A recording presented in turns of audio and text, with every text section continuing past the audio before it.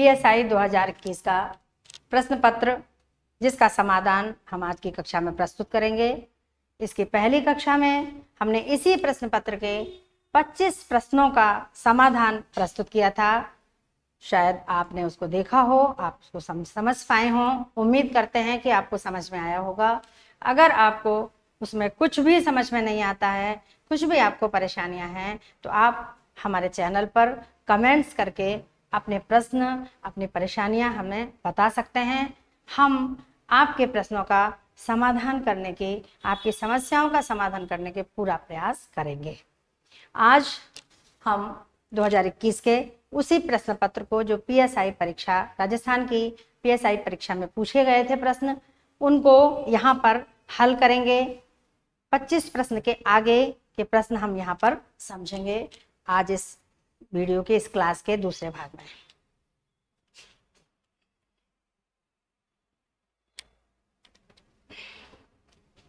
प्रश्न की ओर, किस विकल्प में परस्पर विलोम शब्द नहीं है? इस प्रश्न के चारों विकल्प ऐसे हैं जिसमें सिर्फ एक विकल्प में दोनों शब्द विलोम नहीं है, बाकी 3 विकल्प में विलोम शब्द है। जो एक शब्द है दूसरा उसका विलोम है, अर्थात उसका विपरीत अर्थ प्रदान कर रहा है। विलोम शब्द वे होते हैं जो किसी शब्द को के विपरीत अर्थ को प्रदान करते हैं। तो यहाँ पर हम एक एक विकल्प के शब्दों के अर्थ को समझेंगे। निषिद्ध, निषिद्ध मतलब निषेध से बना है, और निषेध मतलब होता है कहीं जाने की मनाही।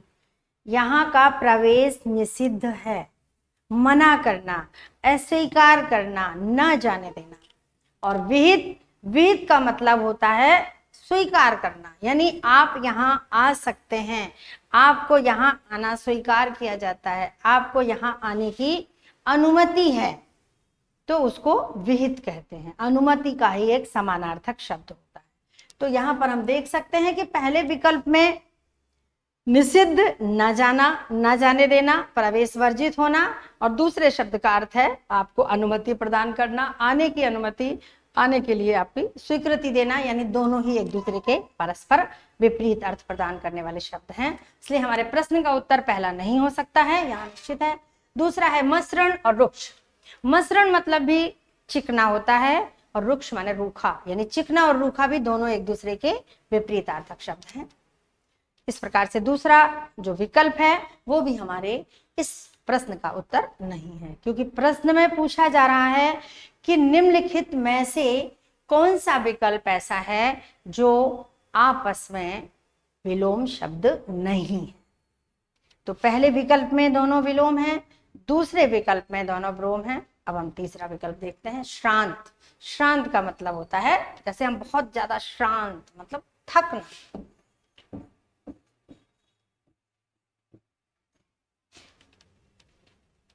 क्लांत, क्लांत माने भी दुख होता है, कष्ट होता है, थकान होती है, उसमें भी थकान का ही शब्द लिया जाता है, थकान होता है। या इसको हम किसी प्रकार की आपदा या परेशानी से भी जोड़ सकते हैं।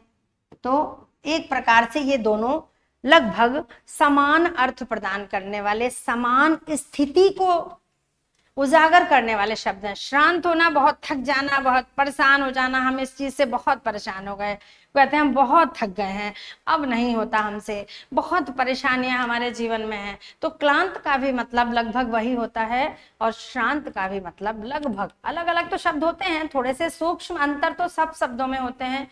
हिंदी का कोई भी शब्द ऐसा नहीं है जिसके एक ही अर्थ हो, थोड़ा थोड़ा सब में होता है, लेकिन चूंकि ये समान पर्यायवाची की तरह है, एक ही प्रकार की स्थिति को हमारे सामने प्रस्तुत कर रहे हैं, इसलिए इन दोनों शब्दों में हम विपरीत अर्थ नहीं कह सकते हैं।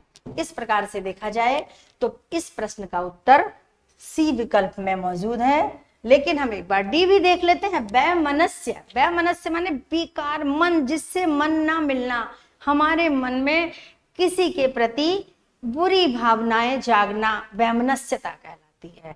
और सौमनस्य, किसी के प्रति अच्छी सुंदर सुंदर विचारधाराएं, अच्छी विचार हमारे लिए जब हमारे मन में किसी के लिए आते हैं तो हम कहते हैं उसकी सौमनस्य है, बहुत सौम्य है, बहुत सौमनस्य की भावना उसके अंदर है।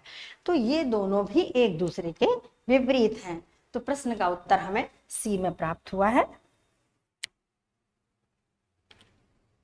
इति और इति का सही अर्थ भेद। देखिए, ये जो जब अर्थ भेद आते हैं ना, यहां पर हमें दो बातों का विशेष ध्यान रखना पड़ता है कि जो शब्द आपका है, जैसे इति और इति,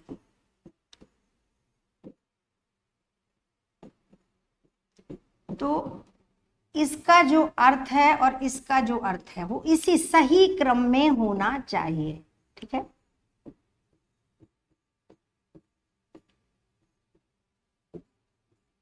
यहाँ पर थोड़ा सा समझते हैं, समझ में आ जाएगा। अगर इसका अर्थ यहाँ आ गया और इसका अर्थ यहाँ आ गया, भले ही दोनों का अर्थ सेम होता है, भले ही आपका अर्थ सही है विकल्प में,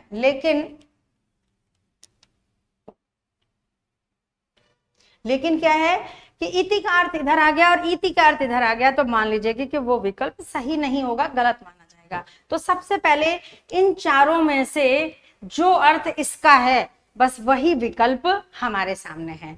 अगर दो आ जाते हैं तो उन दो में निर्धारित करते हैं। तो देखिए, पूर्णता, इति माने होता है समाप्त होना, पूर्ण होना भी हो सकता है और समाप्त होना भी। जैसे कोई चीज पूर्ण हो गई, इति श्री रामायण कथा, रामायण की कथा समाप्त हो गई, तो यहाँ पर हम पूर्णता का देखिए ये भी मान सकते हैं और ये भी। पीड़ा और प्रारंभ, प्रारंभ तो बिल्कुल नहीं होगा। क्यों नहीं होगा? क्योंकि प्रारंभ अथ होता है, अथ श्री कथा, यानी अथ माने प्रारंभ और इति माने समाप्ति। इस प्रकार से अथ और इति ये दोनों एक दूसरे के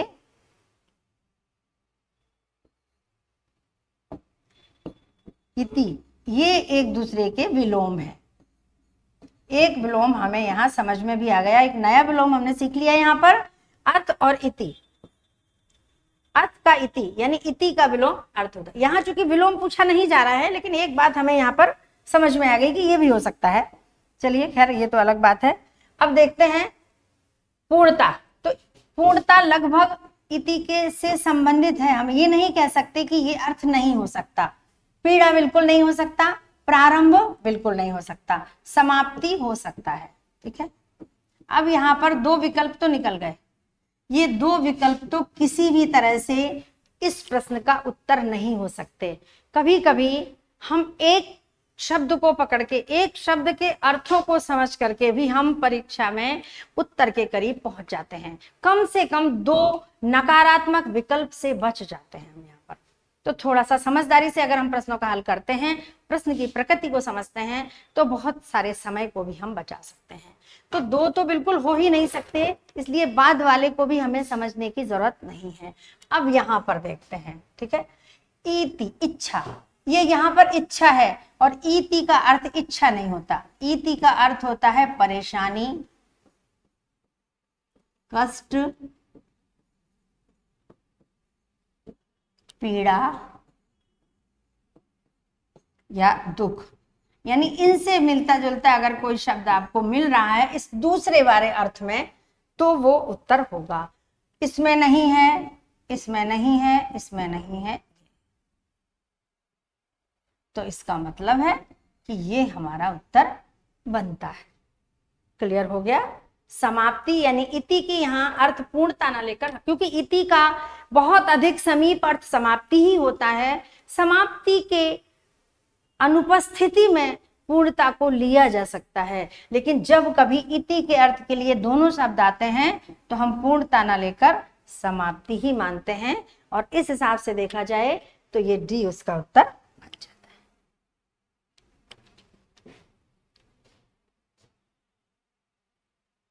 किन समश्रुत भिन्नार्थक शब्दों का अर्थ भेद सुसंगत नहीं है? समश्रुत माने समश्रुत, सुनने में जो समान होते हैं, एक जैसे लगते हैं, जोड़े होते हैं, युग्म होते हैं, लेकिन उनमें अर्थ भिन्नता पाई जाती है, अर्थ भेद होता है।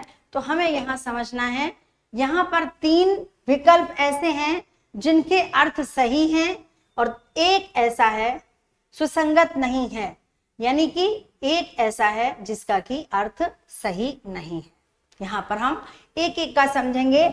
आसन और आसन, अब देखिए इसकी भी वही स्थिति है कि क्रम होना चाहिए, क्रम बिगड़ गया तो गड़बड़ हो जाएगा। आसन, आसन माने बैठना, यानी ये वाला होना चाहिए, इसका जो अर्थ है वो ये होना चाहिए। और आसन का मतलब समीप होता है, इसका ये होना चाहिए। इसका मतलब है कि गलत हो गया, जो यहाँ होना चाहिए वो यहाँ आ गया। ये समीपस्थ, ये जो समीपस्थ है वो यहाँ आना चाहिए। ठीक है, इस हिसाब से हम देख सकते हैं। और यहाँ आना चाहिए बैठने की स्थिति।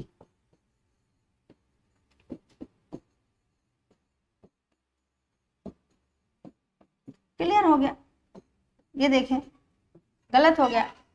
दोनों शब्द के अर्थ इसमें मौजूद हैं, विकल्प में हैं, लेकिन क्रम में नहीं है, क्रम बिगड़ गया। हमने अभी पहले प्रश्न में देखिए आपको बताया था, आप देख सकते हैं इसको कि देखिए सही क्रम में होना चाहिए, अगर क्रम में नहीं है तो विकल्प सही नहीं है। तो इस हिसाब से यही उत्तर हो गया, क्योंकि सुसंगत नहीं है। ये तो सही होंगे ही होंगे। पट माने वस्त्र होता है और पटु माने निपुण या ज्ञानी होता है।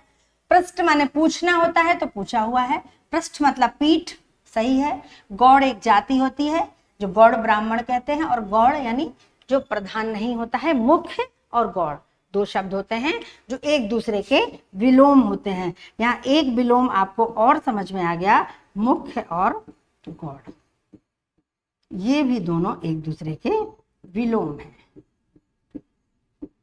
इस तरह से हम एक प्रश्न को हल करते करते 2-4 प्रश्न और तैयार कर लेते हैं। यही हमारी सफलता है कि हम पढ़ रहे हैं, समझ रहे हैं। हमारे लिए जरूरी है कि हम एक साथ कई चीजों को समझते चलें, क्योंकि अगले प्रश्न में, अगली परीक्षा में हमें इस तरह का प्रश्न भी मिल सकता है। किस विकल्प में समश्रुत भिन्नार्थक सार्थक शब्दों का अर्थभेद सुसंगत है? यानी अब यहाँ पर हमें ध्यान रखना है, केवल ए है, यानी केवल एक सही है, 3 गलत है। बस वही क्रम, हमारा क्रम वाला हमें यहाँ भी ध्यान रखना है। इस प्रकार के शब्दों में सही क्रम का ध्यान रखना पड़ेगा। अर्थ सही होने पर भी अगर हमने सिर्फ अर्थ देख लिया तो गलत हो जाएगा। देखिए कोर माने होता किनारा, जो अर्थ यहाँ चला गया, और कौर ग्रास जो हम खाते हैं, उल्टा हो गया, गलत। निश्चल और निश्चल, निस माने रहित, चल माने चलना, जो चल नहीं रहा है यानी स्थिर है, यहां चला गया, इसका भी उल्टा हो गया। अर्थ तो सही है, अर्थ तो विकल्प में है दोनों के, लेकिन अपने सही क्रम में नहीं है। सुधि और सुधि, सुधि माने होता है चेतना, सुधि कहते हैं ना, आपको सुधि नहीं है, होश नहीं है, कहां गया आपका होश? तो सुधि मतलब चेतना। देखो इसका भी अर्थ मौजूद है, लेकिन इसने भी विपरीत दिशा पकड़ ली। विपरीत दिशा में जाने के कारण, गलत क्रम में जाने के कारण ये तीनों ही विकल्प आपके सही अर्थ प्रदान यानी सही उत्तर नहीं दे रहे हैं। परुष और पुरुष, परुष माने कठोर, ये देखिए, और पुरुष माने नर, यानी ये आपका बिल्कुल सही जा रहा है कि पहले का अर्थ पहले में और दूसरे का अर्थ दूसरे में, यानी आपका इसका उत्तर डी। इस प्रश्न का उत्तर आ गया डी। भ्रांत का विलोम शब्द है, भ्रांत का विलोम शब्द, भ्रांत माने भटकना, भटकता हुआ, भटकने वाली स्थिति। वी लगाने से विशेष बना, जैसे हमने किसी भी ज्ञान में वी लगाया तो विज्ञान बना, यानी कि ये ज्ञान का विलोम नहीं बना, ज्ञान को और बढ़ा दिया। ऐसे ही भ्रांत में वी लगने पर विशेष बन गया। निर्भ्रांत, निर माने होता है रहित, यहां पर हम शब्द के टुकड़े करेंगे, निर्भ्रांत। भ्रांत माने भटकना, भटकाओ, और भटकाओ से रहित, यानी ये हमारा इसका विलोम हो सकता है अगर अन्य दो विकल्प में इसका और सटीक विलोम नहीं हुआ तो। संभ्रांत, इसमें सम उपसर्ग लगा है, संभ्रांत, और सम माने होता है पूरी तरह से जो भटका हुआ है वो संभ्रांत, और उद्भ्रांत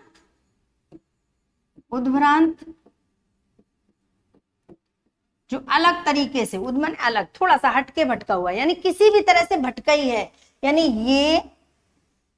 ये और ये तीनों लगभग हम इनको कह सकते हैं समानार्थी। इन दोनों के अर्थ लगभग लगभग करीब जा रहे हैं, केवल एक ही विकल्प है, यानी इस प्रश्न का उत्तर बी में मौजूद है। जिसको वश में करना कठिन हो, यानी जो हमारे नियंत्रण में नहीं आता है, जो हमारे वश में नहीं आता है, उसे क्या कहते हैं? एक एक शब्द का अर्थ समझना पड़ेगा। कठिनाई से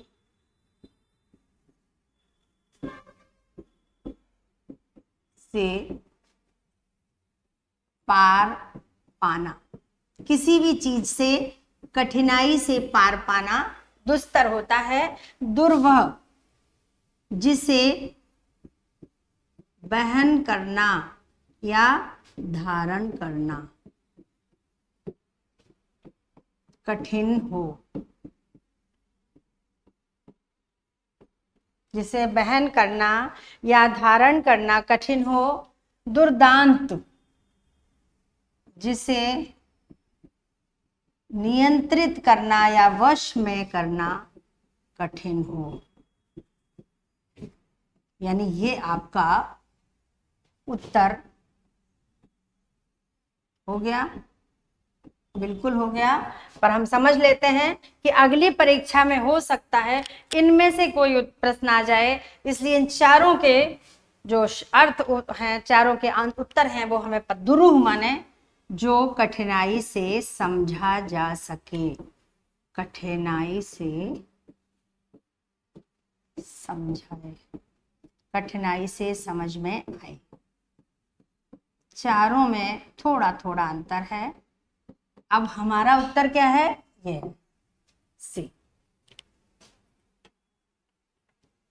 दीर्घ सूत्री, दीर्घ सूत्री किस वाक्यांश के लिए सही है? दीर्घ सूत्री माने, दीर्घ माने लंबा, सूत्री माने तरीका या करने वाला, लंबे समय तक या धीरे धीरे चलने वाला दीर्घ सूत्री कहलाता है। देख लीजिए किसमें है? बहुत परिश्रम करने वाला परिश्रमी होता है,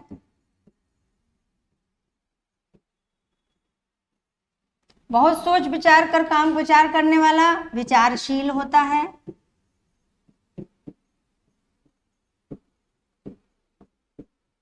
ये आ गया आपका उत्तर। हर काम में जरूरत से ज्यादा देर लगाने वाला, जल्दी निर्णय लेने वाला क्या होता है? निर्णायक या त्वरित निर्णायक।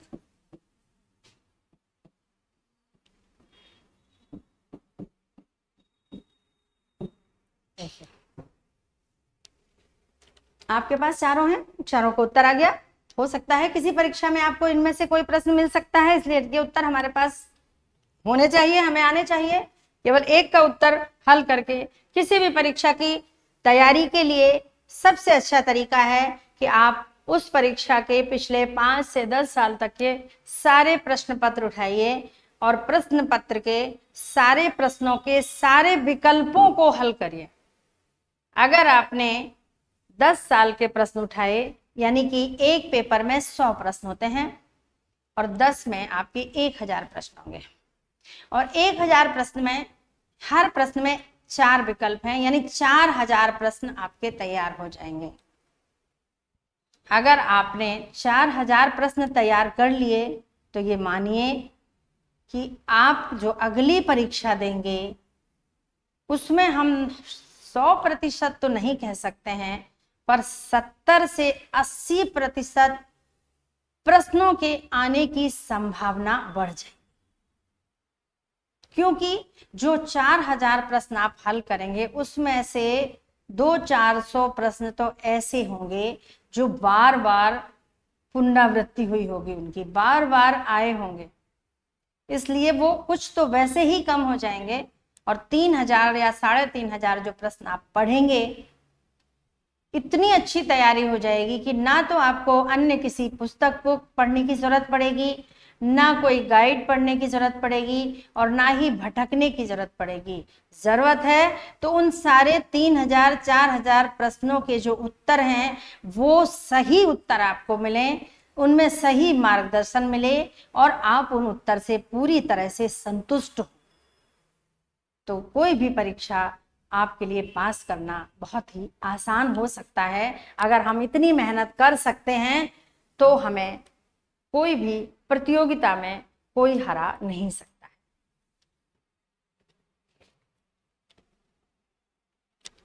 मुक्ति पाने का इच्छुक, जिसको मोक्ष की इच्छा हो, मुक्ति की इच्छा हो, मोक्ष मिल जाए मुझे।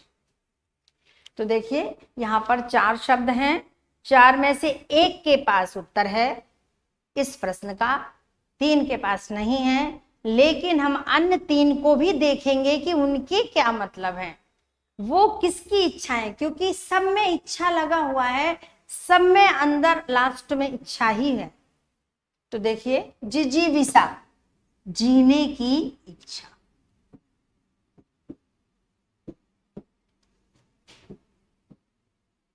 जीने की इच्छा। मुमुक्षु, मरने की इच्छा। मरने की इच्छा कौन करता है बताइए, कोई मरना चाहता है? हम में से कोई है जो ये कह दे कि हम मरना चाहते हैं? है कोई? कोई नहीं चाहता मरना, हर कोई जीना चाहता है। पता चले कि हम मरने वाले हैं तो हम परेशान हो जाएंगे, पर कोई व्यक्ति इतना जीर्ण शीर्ण हो गया है, बीमार हो गया है, अशक्त हो गया है, परेशान हो गया है, बिल्कुल मरणासन हो गया, यानी उसका जीवन मृत्यु से भी, मौत से भी बदतर हो गया है, तब वो इच्छा करता है कि हे भगवान, इससे अच्छा तो मुझे मौत दे दे। जब जिंदगी मौत से भी बदतर हो जाए तब व्यक्ति मरने की इच्छा जागृत करने लगता है। उस इच्छा को मुमुक्षु कहते हैं। वैसे तो कोई मरना ही नहीं चाहता, पर मरना सबको पड़ता है। तितिक्षा, तैरने की इच्छा, तैरने की इच्छा। अब देखिए इन तीनों में उत्तर नहीं है इसका, है क्या? मुक्ति पाने की इच्छा, पहला तो जीने की इच्छा हो गई, दूसरा मुमुक्षु हो गया, मरने की इच्छा, तीसरा तैरने की इच्छा। जब हमें ये सारे आते हैं, अगर हम पढ़ेंगे, जब तैयारी करेंगे, तो ये कम से कम 10 या 12 हैं, इनको याद कर लेंगे, तुरंत हमें समझ में आ जाएगा। तो देखिए मुमुक्षु, ये बचता ही है आपका, मुमुक्षु, मोक्ष पाने की इच्छा या मोक्ष या मुक्ति। देखिए ये हो गया आपका उत्तर। कौन सा? अब शब्द शुद्धि आ गई। शब्द शुद्धि के लिए जरूरी है हिंदी में 50 से 60% शब्द संधि, समास, प्रत्यय और उपसर्ग से बनते हैं। जब हम ये चारों टॉपिक या चारों अध्याय अच्छे से समझ लेते हैं तो कम से कम 60% शब्द शुद्धियां हमारी सही हो जाती हैं। बाकी शब्द मूल होते हैं, उन्हें हमें समझना होता है कि उनकी बनावट कैसी होती है। वो मूल शब्द माने जाते हैं जो संस्कृत के शब्दकोश में पाए जाते हैं, क्योंकि शब्द शुद्धि का मतलब ही है संस्कृत के शुद्ध शब्द, जिन्हें हम तत्सम कहते हैं।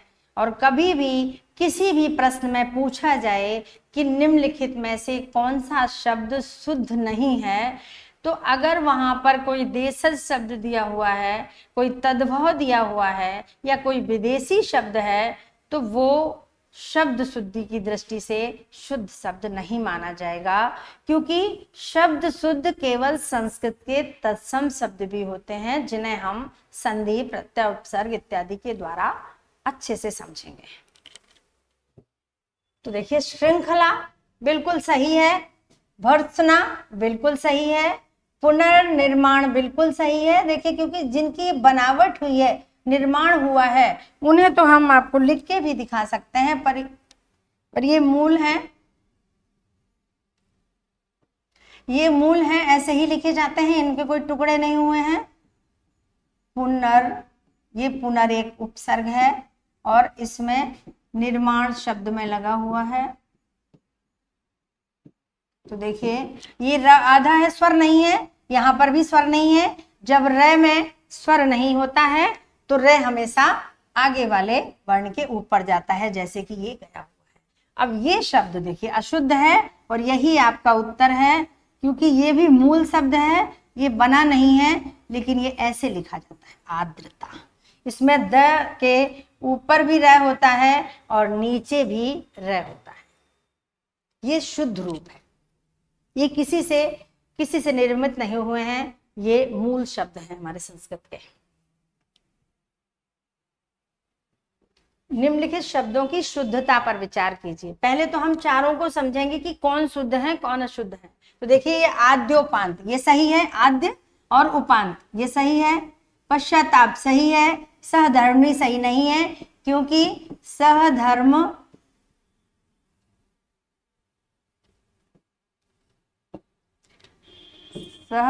में इनी प्रत्यय लगता है, तो सहधर्मिणी होता है,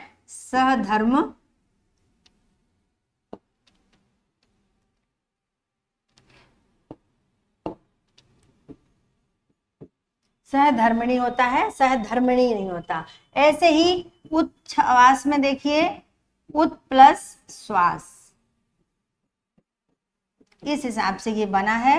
ये त का च बना है और स का छ, तो यहाँ पर जो शब्द बनेगा वो उच्छ्वास होगा। छ भी आधा है, क्योंकि श आधा है इसलिए छ भी आधा होगा। ये व्यंजन संधि से बना है शब्द। जब व्यंजन संधि हम पढ़ेंगे तो इसके नियम भी सीखेंगे। तो देखिए, इस हिसाब से देखा जाए तो पहला दो सही है, तीसरा और चौथा गलत है। अब विकल्प में देखिए, पहला दूसरा सही है, दूसरा यहाँ तीसरा गलत है, यहाँ तीसरा चौथा दोनों गलत हैं, यहाँ चौथा गलत है, इसलिए पहला इसका उत्तर बनता है। किस विकल्प में सभी शब्द शुद्ध हैं? इसमें देखिए, ये गलत है, अभयारण्य ऐसे कभी नहीं लिखा जाता है। ये है अभय प्लस आरण्य,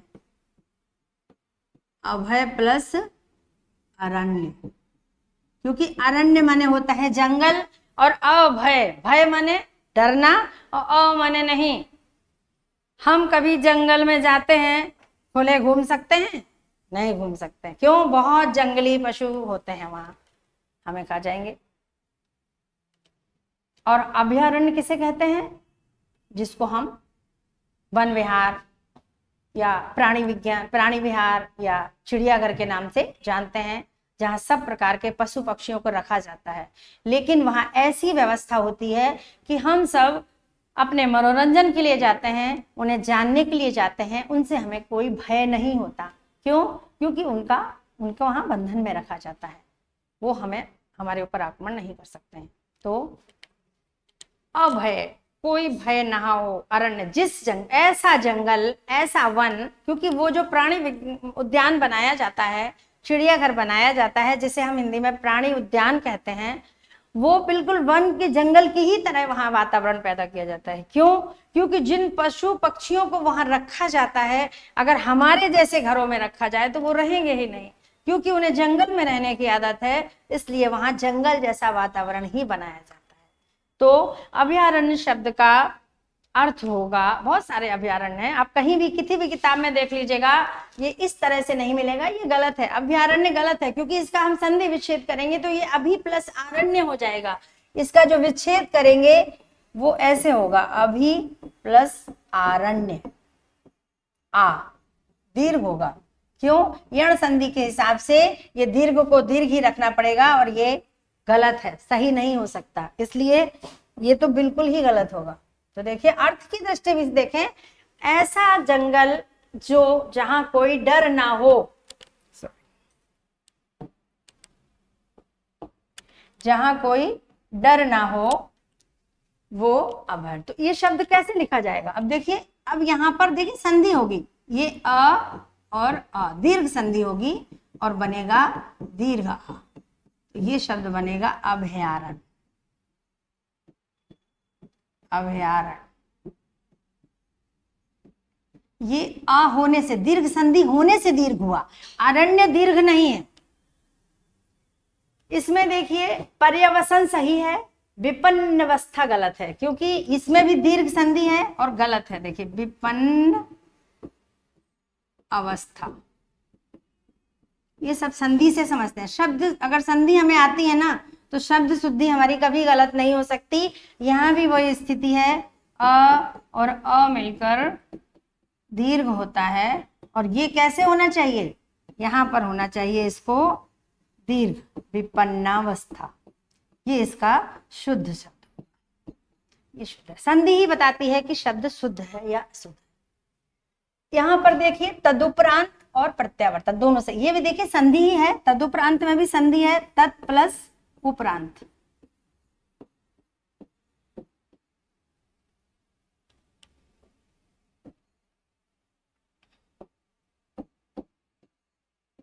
देखिए जब ये त के बाद उ आता है या कोई भी स्वर आता है तो त द में बदलता है, इस तरह से ये, और इसकी मात्रा इसमें लगने पर ये दु हो जाता है। तो जब शब्द बनेगा तो तदुपरांत। ऐसे प्रत्यावर्तन, यहाँ पर यण संधि है, प्रति आवर्तन, यहाँ पर ई का या बन गया है, त आधा रह गया है और अ की मात्रा लग गई है और बना है प्रत्यावर्तन। यण संधि है, संधि के नियम संधि के अंतर्गत पढ़ेंगे, यहाँ हम बहुत विस्तार में इन्हें नहीं ले सकते हैं, सिर्फ देख सकते हैं इसके दोनों शब्द सही है, इसका मतलब है कि ये शुद्ध है। दुरावस्था भी गलत है, देखिए दुरावस्था होगा, यहाँ हम देख सकते हैं एक गलत हो गया तो फिर गलत ही है। अवस्था, ये देखिए ये दुर उपसर्ग लगा है इसमें, और जब दुर उपसर्ग लगा है इसमें हल है तो ये इसमें जुड़ेगा, मात्रा बढ़ेगी नहीं, इसलिए ये शब्द दुर्वस्था, ये इस तरह से शुद्ध होगा। तो यहाँ पर इसमें ये गलत है, इसमें ये गलत है, इसमें ये गलत है, सी आपका उत्तर होगा। निम्नलिखित में शुद्ध शब्द है, 4 शब्दों में से अभी शब्द शुद्धि ही चल रही है। देखिए अट्टहास सही है, धनाढ्य ऐसे नहीं होता है, इसमें ढ होता है, ये धनाढ्य, ये भी गलत है, इसको भी हम शुद्ध कर लेते हैं, इकट्ठा ट होता है, ये ठा नहीं होता, ये भी गलत है। मुठभेड़ नहीं होता, मुठ होता है, ट नहीं होता। ये देखिए ये चारों विकल्प के उत्तर हमारे पास हैं। प्रश्न का उत्तर ए में है, चारों के शुद्ध शब्द हमारे सामने हैं, आप इनको देख सकते हैं, ये कोई नियम नहीं है, ये मूल शब्द है।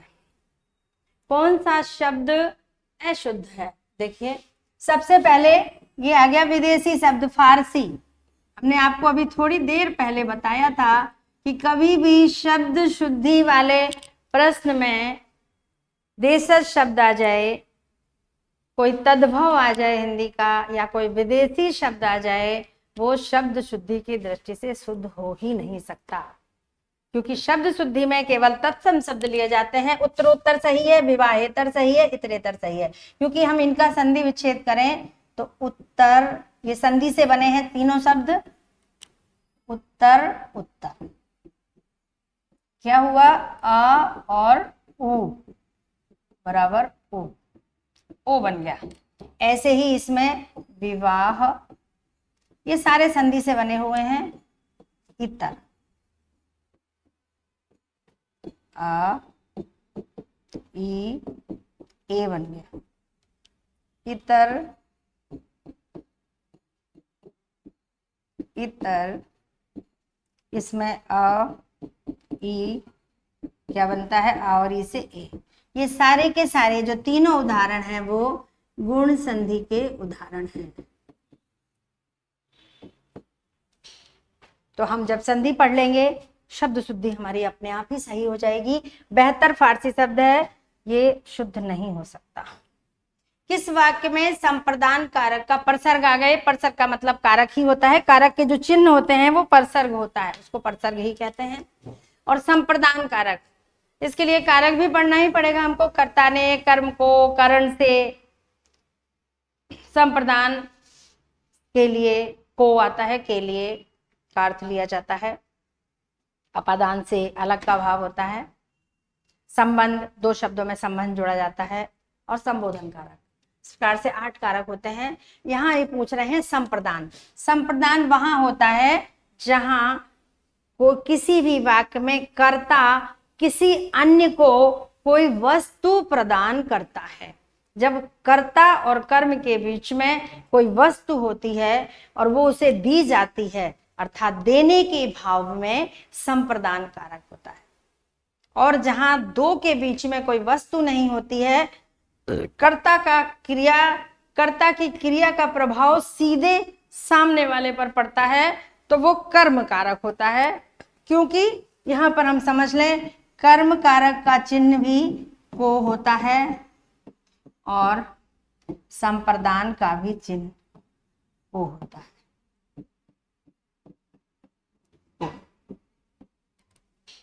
इस चीज को हम एक दो वाक्यों में समझ सकते हैं। शिक्षक बच्चों को पढ़ाते हैं।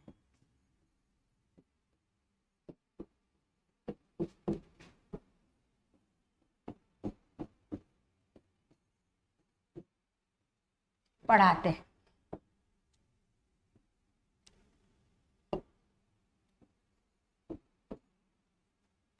दूसरा वाक्य लिखें, शिक्षक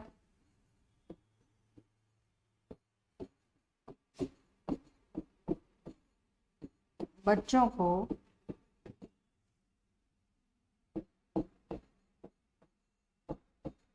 मिठाई देते हैं। दोनों में क्या अंतर है? दोनों में शिक्षक है, दोनों में बच्चे हैं, यहाँ पर पढ़ा रहे हैं, यहाँ पर मिठाई दे रहे हैं। अंतर क्या है? शिक्षक जैसे हम आपको पढ़ा रहे हैं तो हम आपको जो बता रहे हैं, जो बोल रहे हैं, वो सीधे आपके मस्तिष्क पर जा रहा है, यानी हमारे पढ़ने का प्रभाव आप पर प्रत्यक्ष पड़ रहा है, इसलिए आप कर्म है, यानी यहाँ पर कर्म कारक है। ये जो को चिन्ह है वो कर्म कारक, यानी जो बच्चे हैं वो कर्म कारक है।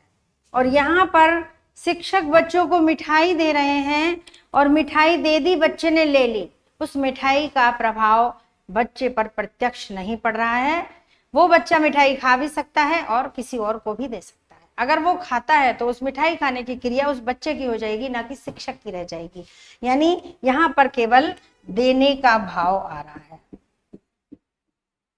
यही अंतर है संप्रदान और कर्म में। अब देखिए, इसके अनुसार अगर हम इन विकल्पों को समझेंगे तो हमारी बात बिल्कुल क्लियर हो जाएगी। माँ ने बच्चे को बुलाया, माँ ने बच्चे को बुलाया, कौन आया? बच्चा आया, यानी माँ के बुलाने से बच्चा आ गया। माँ की क्रिया का प्रत्यक्ष प्रभाव बच्चे पर पड़ा, बच्चे को आना पड़ा, कर्म कारक। मालिक ने सेवक को धन दिया, यही स्थिति है सेम, देने में संप्रदान, ये संप्रदान कारक है और ये आपका उत्तर है।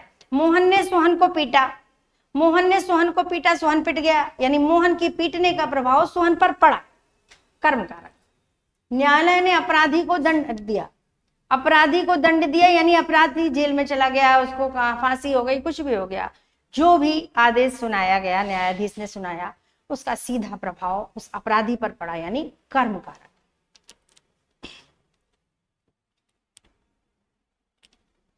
निम्नलिखित में से किस वाक्य में से उपसर्ग अपादान कारक? जैसे अभी हमने आपको बताया था कर्म और संप्रदान का वो होता है, ऐसे ही करण और अपादान का से होता है।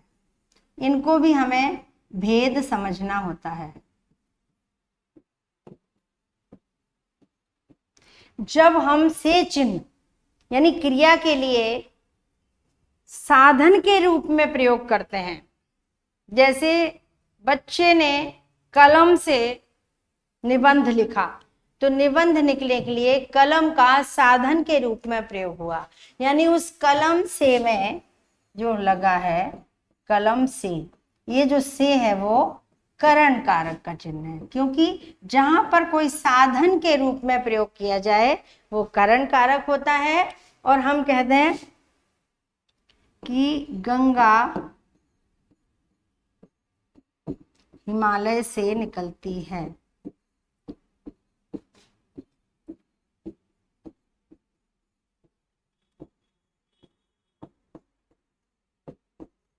तो ये जो से है वो गंगा को हिमालय से अलग कर रहा है। अलग होने के भाव में अपादान और साधन के प्रयोग में करण। तो देखें, नदियां पहाड़ों से निकलती हैं, अलग, पहाड़ों से निकल के अलग हो गई। आकाश से पानी बरसा, पानी आकाश से बरसा नीचे आ गया, अलग हो गया। हम जयपुर से सीकर जा रहे हैं, सीकर गए तो जयपुर से अलग हो गए। वह विद्यालय से आ रहा है, विद्यालय से घर आ गया, कहीं भी गया पर विद्यालय में नहीं है, अलग हो गया। लड़के ने हाथ से फल तोड़ा, उसने फल तोड़ने का काम हाथ से किया, वो हाथ से फल अलग नहीं हुआ, हाथ को फल तोड़ने के लिए साधन के रूप में प्रयोग किया गया, इसलिए यहां पर करण कारक है, तो अपादान के लिए प्रयुक्त नहीं हुआ है, क्योंकि ये जो से चिन्ह है वो करण के लिए प्रयोग हुआ है। किस विकल्प में सभी शब्द स्त्रीलिंग है? बहुत सरल, बहुत अच्छा, बहुत सुंदर प्रश्न। जब हम लिंग वचन के प्रश्नों पर आते हैं, बहुत आसानी से, हमारे सरलता से ये प्रश्न हल हो जाते हैं, इनमें गलतियां नहीं होती हैं। क्यों? इनके लिए एक छोटा सा मंत्र है। ये जो शब्द हैं इनके वाक्य प्रयोग करिए, वाक्य बनाइए। क्रिया जिस वचन में जाएगी उस वचन का वो शब्द है, क्रिया जिस लिंग में जाएगी उस लिंग का वो शब्द हो जाएगा। जैसे चमक, यहां की चमक बहुत अच्छी है, अच्छा है ऐसा तो नहीं होता, स्त्रीलिंग। किसी की आहट आ रही है, क्रिया आ गई आ रही है, यानी आहट आ रहा है ऐसा नहीं होता। इसका मतलब ये दोनों विकल्प स्त्रीलिंग हैं। देखिए आंसर आपका यही है। फिर भी हम चेक कर लेते हैं। बात, बात अच्छी लगती है, हमें आपकी बात अच्छी लगती है, स्त्रीलिंग। खेत, खेत जोता गया, खेत पुल्लिंग है, यहाँ पर एक पुल्लिंग है एक स्त्रीलिंग। चाल चलन, आपका चाल चलन बहुत अच्छा नहीं है, पुल्लिंग। अच्छा, अच्छी नहीं आएगा यहाँ। विशेषण और क्रिया दोनों ही लिंग के अनुसार बदल जाते हैं। पुल्लिंग का शब्द होगा तो विशेषण जो भी लगे होंगे, अच्छा, अच्छी, बुरा, वो स्त्रीलिंग और पुल्लिंग के हिसाब से परिवर्तित हो जाएंगे। क्रिया के लिंग वचन भी परिवर्तित हो जाएंगे। भूख, बहुत तेज से भूख लगी है, भूख लगा है नहीं, लगी है, स्त्रीलिंग। पर नाच, आपका नाच वो बहुत अच्छा नाच रहा था, वह बहुत अच्छी नाच रही थी, ऐसा नहीं कहा जाता है। तो ये तीनों में ये पुल्लिंग है, इसमें ये पुल्लिंग है, इसमें ये पुल्लिंग है, तो पहला वाला उत्तर है। वाक्य प्रयोग करिए और उत्तर आसानी से प्राप्त करिए। अशुद्ध शब्द, फिर शुद्ध वाला आ गया, अंत्याक्षरी, वही टुकड़े करने पड़ेंगे, संधि है इसमें भी, अंत्य अक्षरी। हम लोग खेलते हैं ना अंत्याक्षरी, घर में खेलते हैं, कभी फ्री होते फुर्सत होते हैं तो बैठते हैं अंत्याक्षरी खेलते हैं। अंत, किसी शब्द के, किसी गाने के अंत में आने वाले अक्षर से जब वो खेल प्रारंभ होता है, अगला व्यक्ति, सामने वाले व्यक्ति जो है, उस अंत अक्षर से अपना नया गाना शुरू करता है, इसलिए इस प्रकार की प्रतियोगिता को या खेल को हम अंत्याक्षरी कहते हैं। अंत में होने वाली, अंत के अक्षर से शुरू होने वाला खेल सही है, यानी ये सही है। और अशुद्ध ढूंढना है ना, आह्लाद, ये गलत है। देखो आह्लाद होता है, आह्लाद नहीं होता, हाँ आधा होता है, ये आधा होता है और ये ल पूरा होता है। इसको ऐसे भी लिख सकते हैं, हा के नीचे हल भी लगा सकते हैं, ये ऐसे, आह्लाद। किंवदंती, ये भी सही है, ये व्यंजन संधि से बनता है, किम प्लस वदंती, क्या बोला गया है, किंवदंती होता है। तो म यहां पर बिंदु के रूप में आ जाता है। ज्योत्सना भी सही है, ये मूल शब्द है, ज्योत्सना आपका मूल शब्द है, ऐसे ही लिखा जाता है, ताधा साधा। तो अब गलत कौन सा हो गया, ये आपका। निम्नलिखित में बहुवचन के लिए प्रयुक्त होने वाला शब्द कौन सा? फिर वचन आ गया, आराम से वाक्य प्रयोग करिए। चलिए लिखने की जरूरत नहीं है, समय बर्बाद करने की जरूरत नहीं है, अपने मन में वाक्य बनाएं और उत्तर पाएं। लिंग वचन के जो प्रश्न आते हैं बहुत सरल होते हैं, लिखने की आवश्यकता नहीं होती, मन में प्रश्न वाक्य बनाएं, बहुत आसानी से हम सही उत्तर पर पहुंचेंगे। प्रेम, प्रेम एक अच्छा भाव है, प्रेम भाव है हमारा, और हमेशा किसमें रहता है, एक वचन में। प्रेम भाव हमेशा एक वचन में होते हैं। लोग, लोग आ रहे हैं या लोग आ रहा है, लोग आ रहे हैं बहुवचन। घी, तेल, पानी सब एक वचन में होते हैं। इनको बहुवचन बनाने के लिए इनके साथ नाप तौल रखनी पड़ती है। 2 लीटर पानी, 1 किलो घी, 2 किलो तेल, इनके साथ हमें माप तौल जोड़नी पड़ती है, वरना ये एक वचन में होते हैं।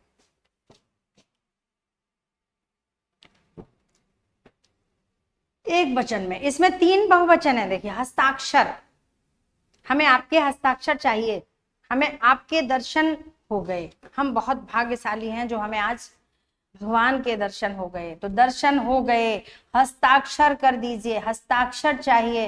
हस्ताक्षर बहुवचन होता है, दर्शन बहुवचन होता है, हमेशा ये शब्द बहुवचन में रहते हैं।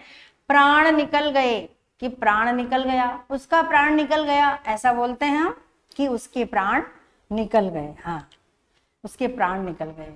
तो हस्ताक्षर, दर्शन, प्राण, बाल, जैसे बाल झड़ रहे हैं, हमारा बाल झड़ रहा है, कि हमारे बाल झड़ रहे हैं। ये कुछ शब्द ऐसे होते हैं जो लिखने में तो एक वचन में लिखे जाते हैं, पर हमेशा प्रयोग बहुवचन में ही किए जाते हैं। तो यहां पर बचता है हमारा एक शब्द, जो भीड़।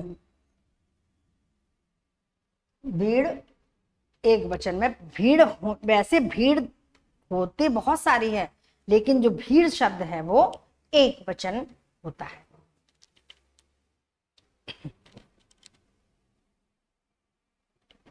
किस वाक्य में मध्यम पुरुष का प्रयोग हुआ है? अपने से बड़ों का आदर करना चाहिए। ऐसे समय में आप साथ न दोगे तो और कौन देगा? यह कार्य मैं आप ही कर लूंगा, आप भला तो जग भला। इसके पहले जो 25 प्रश्नों का समाधान हमने इसके पहली कक्षा में बताया था, इसके पहले भाग में, समाधान प्रश्न पत्र के पहले भाग में, उसमें सर्वनाम के प्रश्न थे।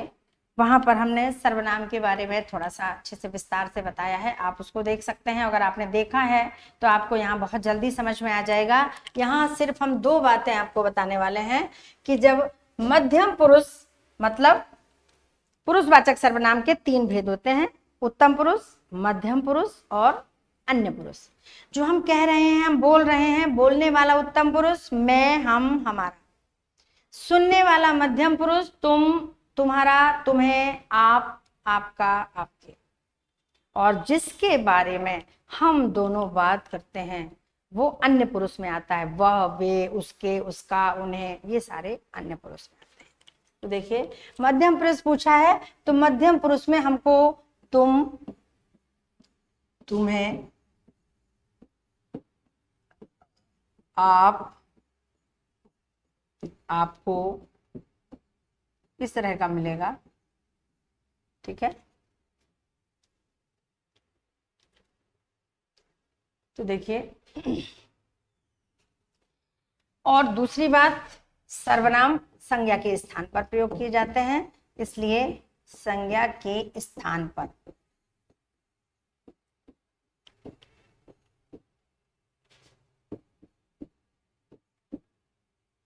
इसलिए जिस वाक्य में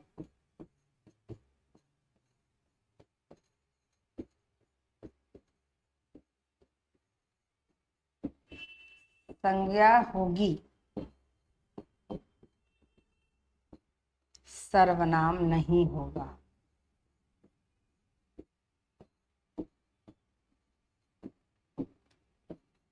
ये 2 बातें हम ध्यान रखें। अपने से बड़ों का आदर करना चाहिए। किसका आदर करना चाहिए? बड़ों का आदर करना चाहिए। तो बड़ों का आदर करना चाहिए, ये तो अन्य कर्ता हो गया, सर्वनाम नहीं है। ऐसे समय में आप साथ नहीं देंगे तो कौन देगा? अब हम किसी से कहें कि हमारे बुरे समय में आपने हमारा बहुत साथ दिया, हम धन्य हो गए, तो आप, हम किसको कह रहे हैं? सामने वाले को बोल रहे हैं। यानी ये सामने वाला अब इस समय कौन हो गया? मध्यम पुरुष हो गया, है ना। और यहाँ कोई संज्ञा भी नहीं है, इस वाक्य में कोई संज्ञा नहीं है, मैं और तुम है, मैं तुमसे। यानी प्रथम पुरुष जो है वो मध्यम पुरुष से बोल रहा है कि ऐसे समय में आप साथ नहीं देंगे तो कौन देगा। तो ये जो आपका है वो आपका इसका उत्तर है। देखिए, तीसरा, यह कार्य मैं आप ही कर लूंगा, मैं स्वयं कर लूंगा, अपने आप कर लूंगा। छोटे बच्चे कहते हैं ना आप पे आप करूंगा, छोटे से बच्चे सीख लेते हैं आप पे आप। यह सर्वनाम है, लेकिन ये कौन सा सर्वनाम है? ये आप, ये वाला आप ना होकर निजवाचक सर्वनाम, जो हमने पहले क्लास में बताया था, निजवाचक सर्वनाम है। आप, स्वयं, अहम, ये सब निजवाचक में आते हैं। आप भला तो जग भला, ये एक सामान्य बात है, आप भला तो जग भला, यानी कि हम खुद अच्छे हैं तो ये आप शब्द मध्यम पुरुष के लिए नहीं है, खुद के लिए है। हम अच्छे हैं तो दुनिया अच्छी है, इसके लिए आप कहा गया है। तो यहाँ पर ये सामान्य कथन है, इसमें सर्वनाम नहीं है। उत्तर आपका बी में है। और उम्मीद करते हैं आपको इन प्रश्नों के उत्तर समझ में आ रहे होंगे। अपूर्ण वर्तमान काल का उदाहरण है, ये काल है हमारे हिंदी के 3 प्रकार के काल, भूतकाल, वर्तमान काल, भविष्य काल। 3 हम सब जानते हैं, पर तीनों कालों के भेद होते हैं, 5 बहुत ज्यादा होते हैं भेद। इन्हें हम आराम से काल के अध्याय में पढ़ेंगे और समझेंगे, पर यहाँ प्रश्न का उत्तर पाने के लिए थोड़ी सी जानकारी हमें आपको देनी होगी। पूर्ण वर्तमान काल वो होगा जो काम हो, जैसे हमने पढ़ लिया है पूर्ण हो गया, और जो अपूर्ण है यानी जो पूर्ण नहीं हुआ, यानी काम चल रहा है, जारी है, तो रहा है, रहे हैं, वो अपूर्ण वर्तमान काल है। और जा रहा था, जा रहे थे, चल रहा था, यानी खतपथ, हमने देखा था कि वो जा रहा था, गया कि नहीं गया, उसने वो काम किया कि नहीं किया, ये पता नहीं। तो अपूर्ण भूतकाल, तो यहाँ पर देखिए मैंने यह पुस्तक पढ़ी, पूर्ण वर्तमान काल हो गया। मैंने यह पुस्तक पढ़ी, यहाँ पर 2 ऑप्शन, 2 विकल्प यहाँ पर इस पीपीटी में पुनरावृत्ति हुई है इनकी, यहाँ पर कोई और विकल्प होना चाहिए। रेलगाड़ी तेजी से आ रही है, हमारा उत्तर है इसमें। आ रही है, चल रहा है, ये काम कंप्लीट नहीं हुआ है, पूरा नहीं हुआ है, अपूर्ण वर्तमान काल। वह आता तो हम खेलने जाते, ये अलग ही है बिल्कुल, हेतु हेतु मत भूतकाल है, ये एक वाक्य दूसरे वाक्य पर डिपेंड होता है। वो आता तो हम जाते, आप आ जाते तो हम भी आपके साथ चलते, इस तरह के वाक्य होते हैं, वो अलग ही भेद होते हैं। कौन सा शब्द पुल्लिंग है? फिर वही पुल्लिंग और स्त्रीलिंग, आसान है, कुछ भी कठिनाई इसमें नहीं है, बस मन में सोचना है और उत्तर ढूंढना। चलिए सोचते हैं, क्या है? रोटी, रोटी खानी है, रोटी बनानी है, रोटी बहुत अच्छी लगती है, रोटी स्वास्थ्य के लिए लाभदायक होती है, अच्छी होती है, स्त्रीलिंग। टोपी, टोपी भी अच्छी होती है, अच्छा नहीं होती है, स्त्रीलिंग। मोती, मोती अच्छी नहीं होती, मोती अच्छा होता है, यह मोती बहुत चमक रहा है, यह मोती बहुत कीमती है, बहुत अच्छा है, तो पुल्लिंग है। और नदी स्त्रीलिंग है, नदियां अधिकांशतः स्त्रीलिंग ही होती हैं, ये हमारा उत्तर है इसमें। स्त्रीलिंग पुल्लिंग ढूंढने में कोई कठिनाई नहीं है। अगर वर्षा हुई तो वह नहीं आएगा, एक वाक्य दूसरे वाक्य की ओर संकेत करा, अगर वर्षा होगी तो वह नहीं आएगा, अगर वर्षा होती है तो फसल भी अच्छी होगी, अगर आप मेरे पास आ जाते तो हम भी आपके साथ चल देते। एक वाक्य दूसरे वाक्य की ओर संकेत कर रहा है। अर्थ की दृष्टि से ये संकेतवाची वाक्य या संकेतार्थ।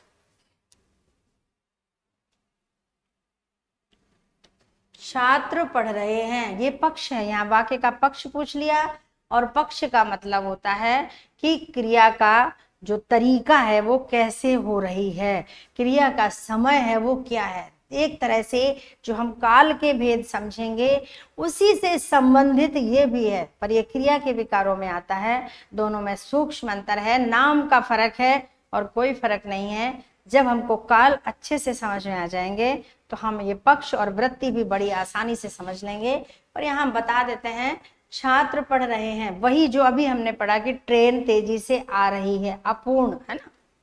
तो लगातार जो काम हो रहा है रुका ही नहीं है, चलता ही रहता है, पढ़ता रहता है, वो पढ़ रहा है, वह जा रहा है, वह खेल रहा है।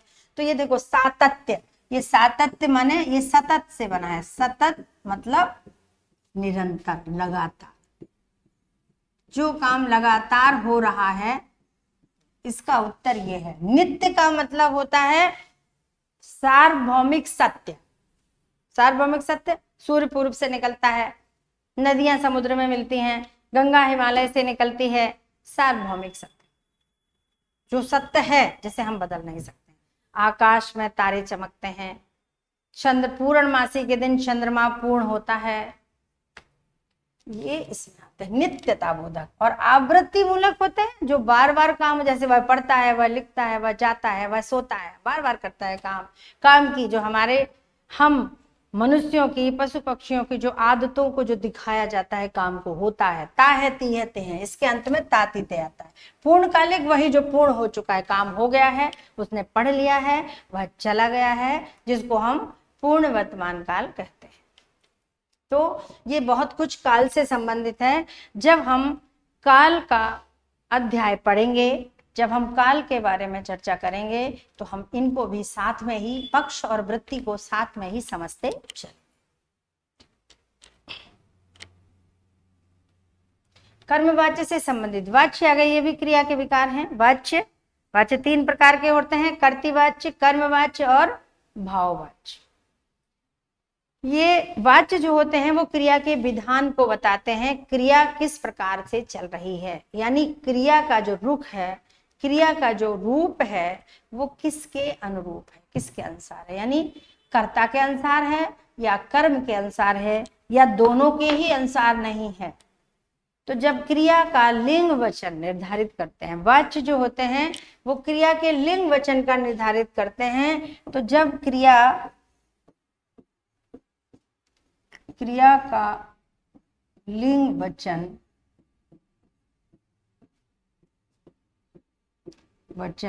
कर्ता के अनुरूप होता है,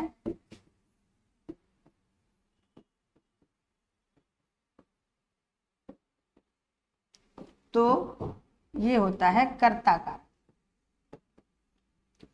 कर्तृवाच्य।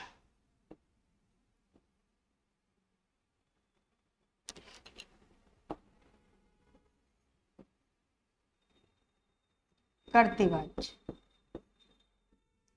जब यही क्रिया का लिंग वचन कर्म के अनुसार होता है तो वो होता है कर्मवाच्य।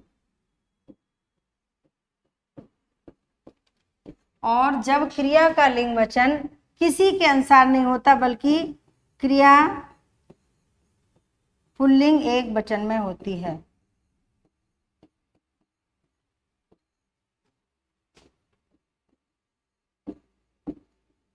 तब होता है भाववाच्य। यहां एक बात और समझ लें, कर्तृवाच्य में कर्ता प्रधान होता है और कर्म भी होता है और कर्म नहीं भी होता है, यानी क्रिया सकर्मक और अकर्मक दोनों हो सकती है, क्योंकि क्रिया कर्ता का अनुसरण करती है, कर्म हो या ना हो उससे कोई फर्क नहीं पड़ता। यानी कर्तृवाच्य में सकर्मक और अकर्मक दोनों क्रियाओं का प्रयोग होता है, कर्मवाच्य में केवल सकर्मक क्रियाएं होंगी, क्योंकि अकर्मक क्रियाओं में कर्मवाच्य नहीं बनते हैं। जब कर्म ही नहीं होगा तो क्रिया कर्म का अनुसरण कैसे करेगी, यानी जो सकर्मक क्रियाएं नहीं होती हैं, जो अकर्मक होती हैं, वो सीधे भाववाच्य में परिवर्तित होती हैं और वो पुल्लिंग एक वचन में, क्योंकि ना तो वो क्रिया का लिंग वचन कर्ता के अनुसार होगा और ना ही कर्म के अनुसार होगा।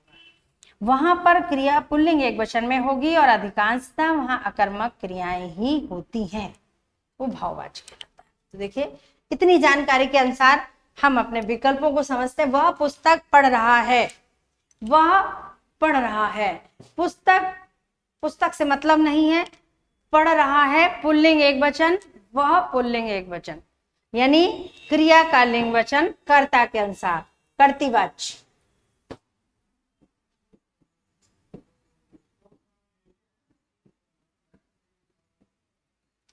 सैनिक दिन रात सीमाओं की रक्षा करते हैं। कौन रक्षा करता है? सैनिक। सैनिक बहुवचन, पुल्लिंग बहुवचन, करते हैं क्रिया पुल्लिंग बहुवचन, ये भी कर्तृवाच्य हो गया। बच्चा सो चुका है, बच्चा सो चुका है, कौन सो चुका है? बच्चा सो चुका है, ये भी कर्तृवाच्य है। क्यों? क्योंकि क्रिया बच्चे, बच्चा पुल्लिंग एक वचन में है, चुका है पुल्लिंग एक वचन में, ये भी कर्तृवाच्य है। तीनों ही कर्तृवाच्य हैं। क्योंकि क्रिया कर्ता के अनुसार चल रही है। आपका कार्य कर दिया गया, कार्य कर दिया गया, क्रिया कार्य के अनुसार आ गई। आपका से मतलब नहीं है। आप में पुल्लिंग हो सकता है, स्त्रीलिंग हो सकता है, तुम्हारा हो सकता है, उनका हो सकता है, पिताजी का काम हो सकता है, शिक्षक का काम कर दिया गया, स्कूल का काम कर दिया गया है। तो यहाँ कुछ भी परिवर्तन हो जाए, इसमें परिवर्तन नहीं होगा और क्रिया हमेशा संयुक्त में आएगी, यानी करना और देना दो क्रियाओं का योग हो जाएगा। जब वाक्य कर्मवाच्य में जाएगा तो पहले तो कर्ता होगा और कर्ता में के द्वारा चिन्ह लगेगा, लेकिन कर्ता नहीं भी होगा तो भी वाक्य कर्मवाच्य का होगा जब क्रिया कर्म का अनुसरण कर रही है और क्रिया हमेशा संयुक्त रूप में आ जाती है, दो क्रिया। जैसे बच्चों के द्वारा क्रिकेट खेला जाता है, तो खेला और जाता, खेलना और जाना दो क्रियाओं का योग हो जाता है कर्मवाच्य। तो इस तरह से आपका कर्मवाच्य का भाग एक होता है। किस वाक्य में भाववाच्य? अब भाववाच्य आ गया, यहां ना क्रिया कर्ता के अनुसार होगी और ना ही कर्म के अनुसार होगी। क्रिया इसमें पुल्लिंग एक वचन में होगी, कर्ता चाहे स्त्रीलिंग का हो, चाहे पुल्लिंग का हो, चाहे एक वचन का हो, चाहे बहुवचन का हो, इसकी क्रिया पर कोई प्रभाव नहीं पड़ेगा और अधिकांशतः यहाँ पर अकर्मक क्रियाएं होंगी, कर्म होगा ही नहीं। देखिए, पुलिस से अपराधी नहीं पकड़े गए, तो पुलिस से अपराधी नहीं पकड़े गए, यानी पुलिस के द्वारा अपराधी नहीं पकड़े गए।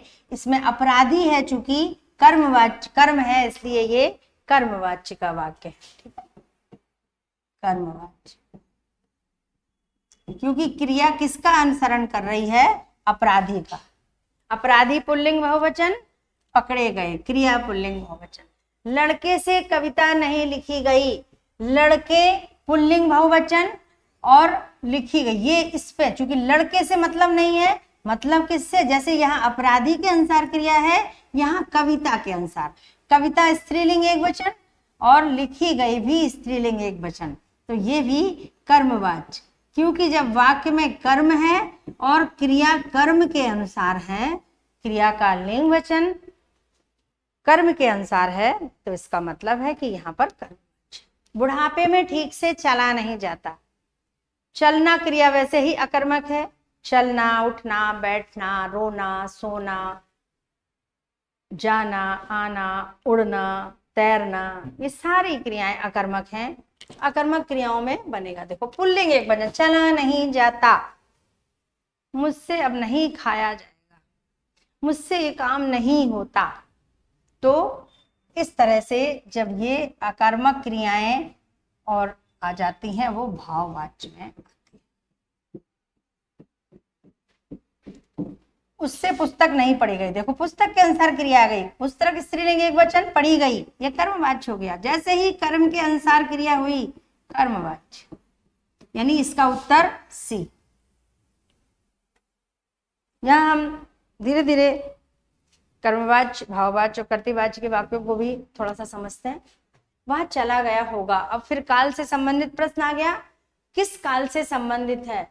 वह चला गया होगा, बात तो भूतकाल की है ये, पर पता नहीं है, निश्चित नहीं है कि चला गया होगा कि नहीं जाना था उसको, पर चला गया होगा कह नहीं सकते, यानी संदेह की स्थिति पैदा कर रहा है। तो यहां पर संदिग्ध भूतकाल, अगर हम यहां कहते कि वह आता होगा, तो संदिग्ध वर्तमान काल हो जाता। यहां पर इसके लिए इसका वाक्य बनता, वह आता होगा या वह जाता होगा।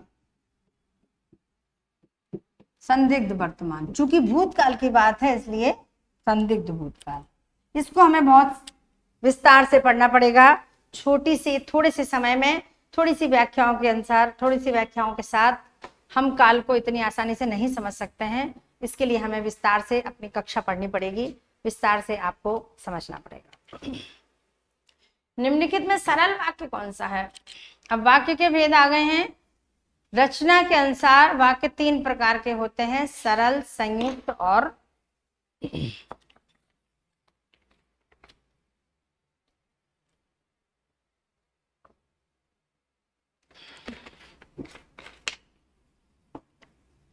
सरल, संयुक्त और मिश्र।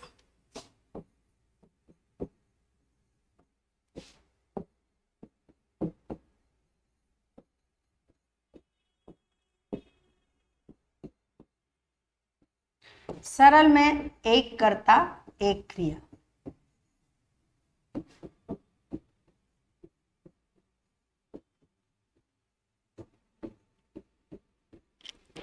इसमें दो कर्ता दो क्रिया,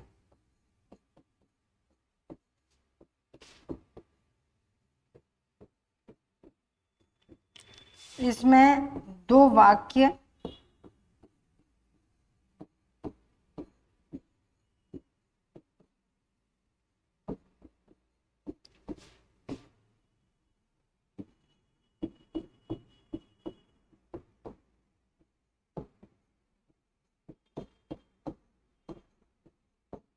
दो वाक्य आश्रित भाव से जुड़ते हैं। तीन बहुत सामान्य सी तीन बातें जिन पर हम ध्यान देकर के अपने उत्तर आराम से खोज सकते हैं। सरल वाक्य वे होते हैं जिनमें एक कर्ता एक क्रिया होती है। संयुक्त वाक्य वे होते हैं जो दो कर्ता, एक से अधिक कर्ता और एक से अधिक क्रिया होती है, बट दोनों जुड़े होते हैं पर स्वतंत्र भाव से जुड़े होते हैं, आश्रित भाव से नहीं। अगर दोनों को अलग कर दें तो दोनों पूर्ण वाक्य होते हैं, एक दूसरे के सहारे की आवश्यकता नहीं होती। मिश्र में दो वाक्य होते हैं जहां दो कर्ता दो क्रिया होती हैं, पर वो ऐसे वाक्य होते हैं जो एक पर दूसरा आश्रित होता है। अगर एक को हटा दो तो दूसरा अधूरा हो जाता है। चलिए थोड़ी सी जानकारी के साथ, उसके पास जो कुछ था सब नष्ट हो गया। उसके पास जो कुछ था, ये बात है, सब नष्ट हो गया। अब अगर हम सिर्फ इतना कहें उसके पास जो कुछ था, इसका मतलब है कि ये वाक्य अधूरा है, दूसरे वाक्य पर आश्रित है। जब तक हम दूसरा वाक्य नहीं करेंगे वो बात हमारी पूरी नहीं होगी। इसका मतलब ये मिश्र वाक्य है। ठीक है, ये कौन से वाक्य में आ जाएगा फिर? आश्रित भाव के साथ जुड़ा है तो मिश्र। जो गरजते हैं वे बरसते हैं, ये भी मिश्र है, क्योंकि जो गरजते हैं सिर्फ इतनी बात कह दो, वे बरसते हैं, दोनों ही वाक्य अपने आप में पूर्ण नहीं है। थोड़ी सी आकांक्षा वाक्य, जो गरजते हैं, अगर हमने कह दिया जो गरजते हैं तो सामने वाले को लगेगा क्या मतलब है कहने का, तो इस वाक्य पर आश्रित है, तो ये भी मिश्र हो गया। जो एक पर दूसरा वाक्य आश्रित हो वो मिश्र। उसने खाना खाया और सो गया, इसमें भी दो वाक्य हैं। उसने खाना खाया, और हटा दो, उसने खाना खाया। हम किसी से कहें उसने खाना खाया, सही है, बात समझ में आ गई, पूर्व वाक्य।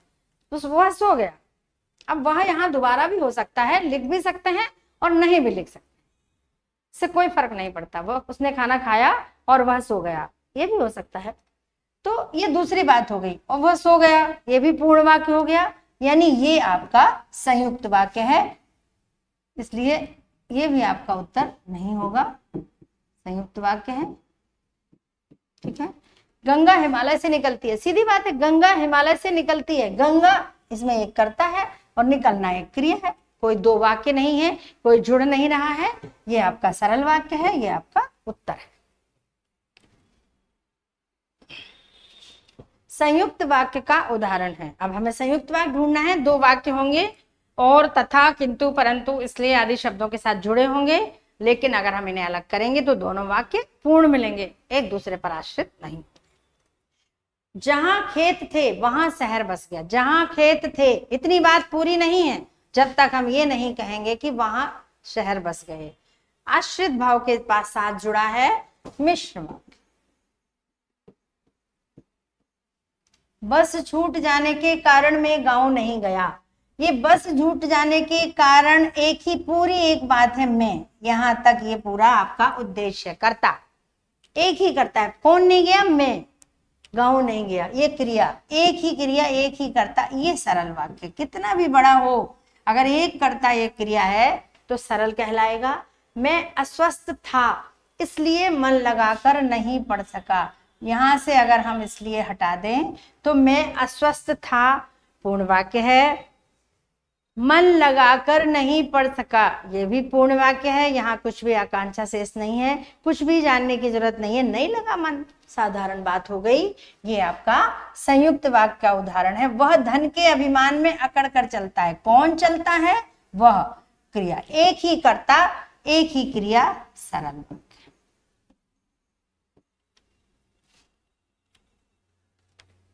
क्रिया विशेषण उपवाक्य का उदाहरण, ये मिश्र वाक्य के उपभेद हैं, इसको भी थोड़ा जानकारी हमें लेनी पड़ेगी, तभी हम समझ पाएंगे। ये मिश्र वाक्य के उपभेद, जो उपवाक्य होते हैं, एक प्रधान उपवाक्य और एक आश्रित उपवाक्य। तो जो आश्रित जो उपवाक्य होते हैं वो 3 प्रकार के होते हैं। एक संज्ञा उपवाक्य, अभी हमको इतने अच्छे ढंग से ये समझ में नहीं आएगा, लेकिन आगे इसको समझेंगे। विशेषण उपवाक्य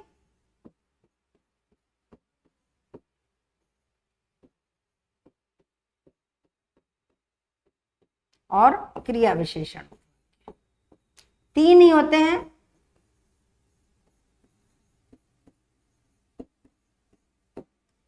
तो देखिए, संज्ञा की पहचान है, इसमें की लगा होता है बीच में।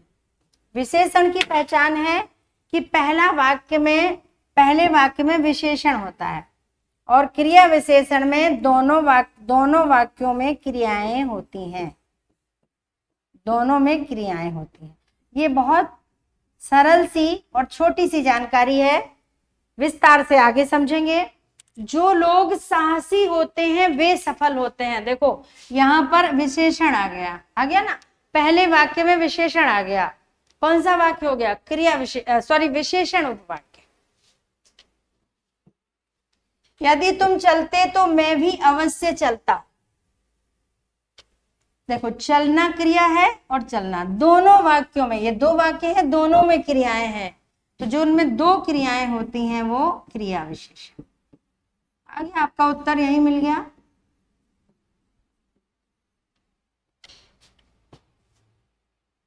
ये बी उत्तर है। वह धनवान है, परंतु देखो धनवान भी विशेषण है, ईमानदार है, ये भी विशेषण है। ये तीनों वाक्य आपके विशेषण उपवाक्य के हैं, और ये दोनों में क्रियाएं। सिंपल है, बहुत साधारण से समझते हैं कि संज्ञा उपवाक्य में की होता है कैसे। इसका भी हम आपको एक वाक्य बता देते हैं। मैंने कहा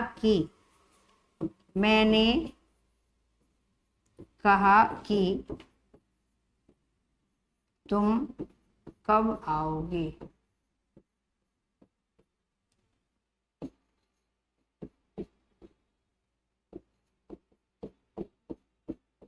की आ गया। महात्मा गांधी ने कहा था कि सदा सत्य बोलो। जिन वाक्यों में की आ जाए वो संज्ञा उपवाक्य होते हैं, जिनमें पहले वाक्य में, कभी कभी ये दूसरे वाक्य में भी चला जाता विशेषण, ऐसा कोई जरूरी नहीं है कि पहले में हो, 2 में से एक वाक्य में विशेषण मिल जाएगा, वो विशेषण उपवाक्य। और जिन दोनों वाक्यों में क्रियाएं होंगी वहां क्रिया विशेषण।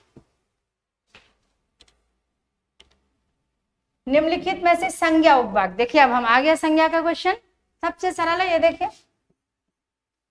पड़ोसी ने कहा कि मुझे दवाई की जरूरत नहीं।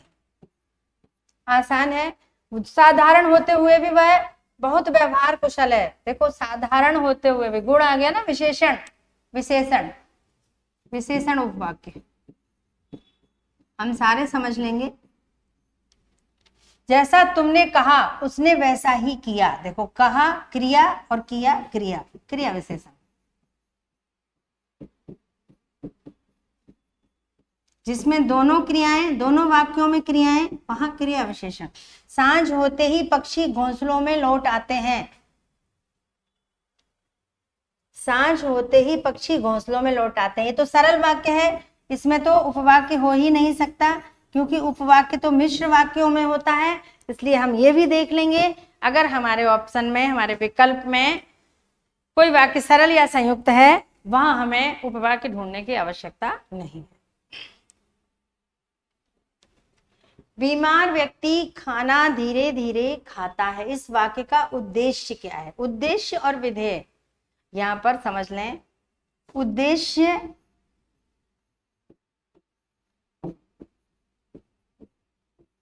जिसके बारे में, इस सब वाक्य के अंदर पढ़ेंगे हम, जिसके बारे में कहा जाए, कुछ कहा गया हो, वो उद्देश्य है। और विधेय होता है कि उद्देश्य के बारे में जो कुछ भी कहा जाए, उद्देश्य के बारे में जो कुछ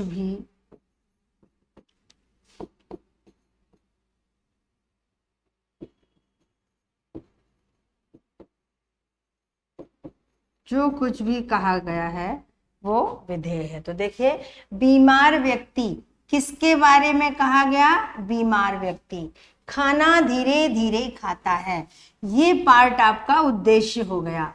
और खाना धीरे धीरे खाता है, ये पार्ट पूरा हिस्सा आपका विधेय हो गया। इस भाग में उद्देश्य है और इस भाग में विधेय है। अगर हम इसको अच्छे से समझेंगे तो इस तरह के प्रश्न में कभी गलतियां नहीं होंगी। ये हमारे बहुत ही साधारण समझने वाले प्रश्न पाठ है, इन्हें हम अच्छे से समझ सकते हैं। आगे हम कक्षाओं में इन्हें समझेंगे।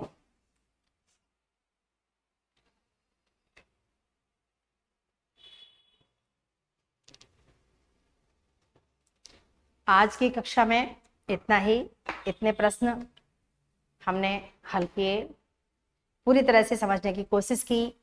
अगर कहीं भी आपको कोई दुविधा हो, आपके मन में कोई ऐसा प्रश्न हो कि शायद आपको लग रहा हो कि हमारे द्वारा बताया हुआ उत्तर सही नहीं है या कोई दूसरा उत्तर सही हो सकता है, तो आप हमें कमेंट जरूर करें। हम आपको विश्वास दिलाते हैं कि हम आपके प्रश्नों का समाधान अवश्य करेंगे। आपके अंदर जो दुविधा चल रही है, हम अगर हमारी बात जो होगी हम आपको स्पष्ट करेंगे। आज की कक्षा यहीं समाप्त करते हैं। ऐसे ही आप लगातार हमारे इस राइस इंस्टीट्यूट के यूट्यूब चैनल से जुड़े रहें। आगे हम इसके बचे हुए बाकी जो शेष प्रश्न हैं, इनके उत्तर आगे हम अगली कक्षा में फिर समाधान के साथ प्रस्तुत होंगे आपके सामने। तब तक के लिए धन्यवाद। जय माता।